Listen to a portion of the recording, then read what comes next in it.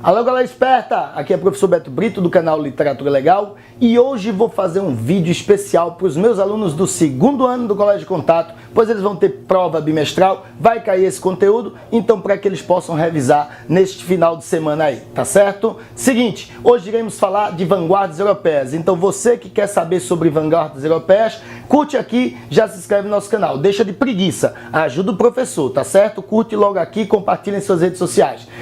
Vamos lá? Preparados? Então chega mais!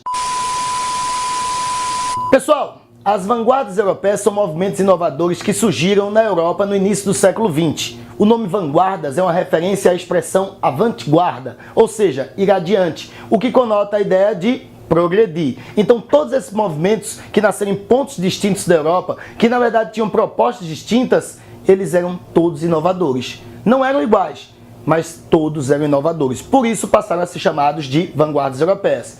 Chamamos de 5 ismos. Por quê? Porque são cinco movimentos terminados em ismo. Futurismo, dadaísmo, cubismo, expressionismo e surrealismo. Esses 5 movimentos foram fundamentais para influenciar o modernismo no Brasil. Por isso que cai muito em vestibulares.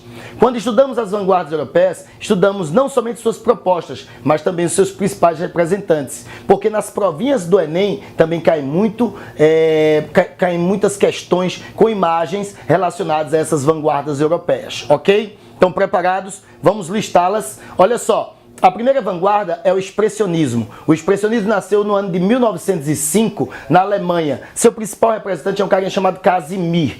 A obra expressionista é uma obra que carrega o texto de expressão sentimental, carrega a imagem de expressão sentimental. É como se o autor desse momento quisesse não reproduzir o que ele vê, e sim o que ele sente. Por isso o exagero, a deformação são marcas do expressionismo.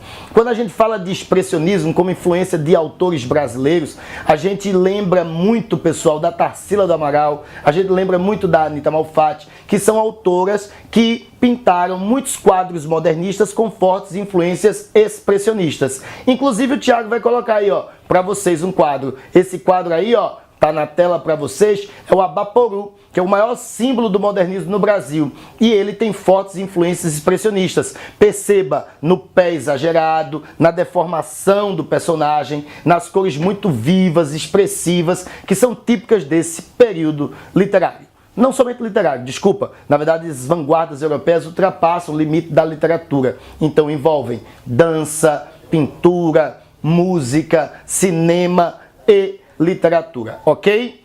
Depois desta vanguarda chamada expressionismo, surgiu na Itália, no ano de 1909, uma vanguarda chamada futurismo. O futurismo nasceu das mãos de um cara chamado Filippo Marinetti. Foi ele que escreveu o manifesto. E a proposta dele era mudar o panorama artístico. Por quê? Porque ele estava cansado daquela velharia, daquela coisa clássica do passado, e ele quis incorporar à arte elementos da modernidade.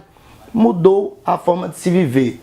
Passou do século XIX para o século XX. Já tínhamos nessa época aeroplanos, automóveis, máquinas, motores, urbanização, mas a arte continuava a retratar as mesmas coisas do passado. Aí ele disse, negativo, vamos incluir coisas do futuro. E aí incluiu aí essas máquinas, motores nas temáticas das obras. Então a obra futurista é uma obra que tenta justamente buscar o futuro, reproduzir o futuro na obra de arte, negando o passado. Ela tem um caráter destruidor. Muitas pessoas, pessoal, ligam o futurismo ao fascismo, certo? Pronúncia mais correta, fascismo, certo? Na verdade, o Filippo Marinetti era membro deste partido. No entanto, a produção artística dele não se confunde com a produção política. Então, separem as coisas. Agora, claro, teremos algum ranço aí fascista na obra desse autor, como por exemplo, um certo nacionalismo exagerado, ok?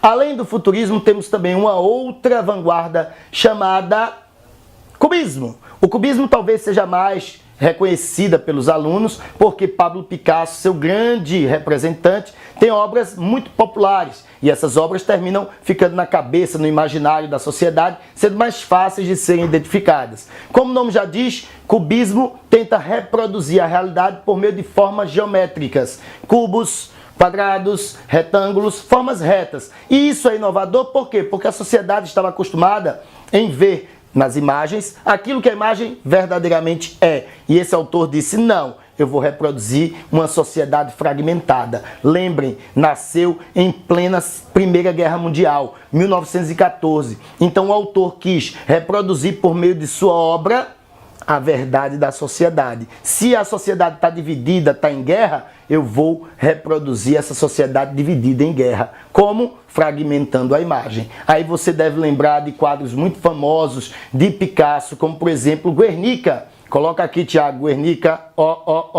Guernica é um quadro que ele pintou em homenagem à sua cidade natal. Na verdade, essa cidade foi bombardeada durante a Guerra Civil Espanhola e ele, sentindo aquele bombardeio, reproduziu essa tela, que é considerada a principal obra de Pablo Picasso. Essa tela mostra justamente esses aspectos cubistas da fragmentação da imagem. Perceba que, ao fragmentar a imagem, o autor está também, de alguma maneira, criticando essa realidade social em que ele viveu. Portanto, o cubismo tem um forte traço de crítica social, ok?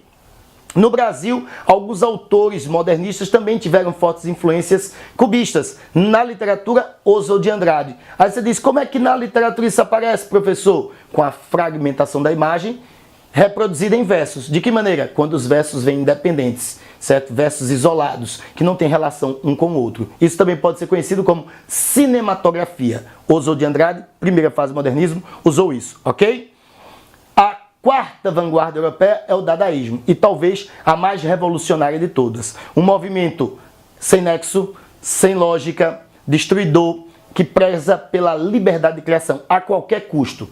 Mesmo que a obra se pareça ridícula, Tristan Tzara dizia que era necessário expor essa obra. Por quê? Porque era uma nova concepção de arte. O dadaísmo nasceu com o objetivo de destruir os modelos de arte do passado. E aí então, tudo aquilo que as pessoas imaginavam que poderia ser um modelo artístico, eles vão destruir e vão criar novos modelos.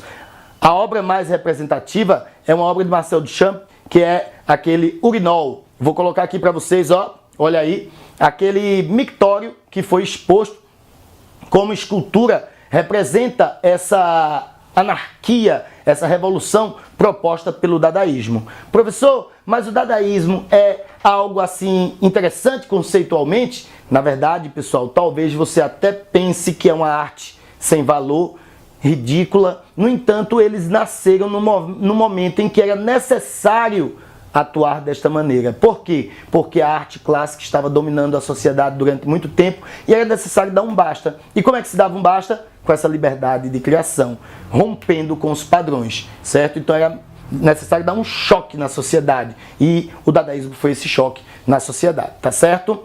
Fechando aqui, vamos falar do surrealismo de 1924. André Breton é o grande representante. No entanto, as questões de vestibulares geralmente colocam quadros do Salvador Dalí. Aqueles quadros que tem relógio derretendo, representando, vou até colocar um aqui para vocês, olha aí.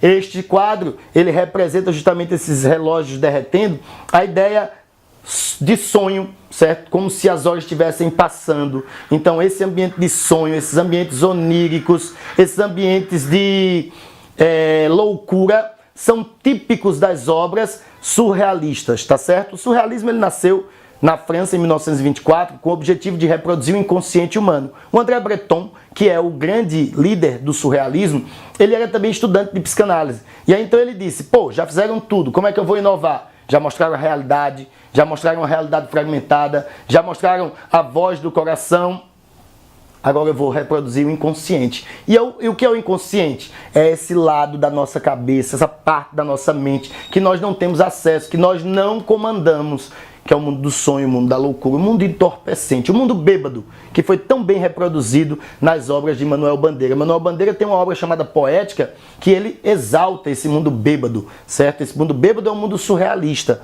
Aqui no Brasil, a gente também vai ter alguns elementos desse surrealismo na obra de Jorge de Lima, que é da segunda fase do modernismo, inclusive autor alagoano. Então o surrealismo, ele nasce na França, se espalha por toda a Europa e chega como influência para autores brasileiros também. Não esqueçam, mundo do sonho, mundo da loucura, automatismo linguístico. Como é que se escreve de maneira surrealista? Basta escrever tudo que vem à cabeça, sem pensar. Se não tem o exercício da razão, foi construído inconscientemente. Macunaíma, de Mário de Andrade, é uma obra que carrega esse traço surrealista na sua composição literária. Dei exemplo aí, ó, na pintura e dê exemplo na literatura. Espero que vocês tenham entendido as vanguardas europeias, certo? Esse vídeo termina aqui. Não esquece de curtir, compartilhar com seus amigos. Se tiver dúvidas e quiser fazer alguma pergunta, só é colocar aqui nos comentários. E eu espero sugestões de vocês com relação a novos vídeos, beleza? Valeu, até mais, tchau!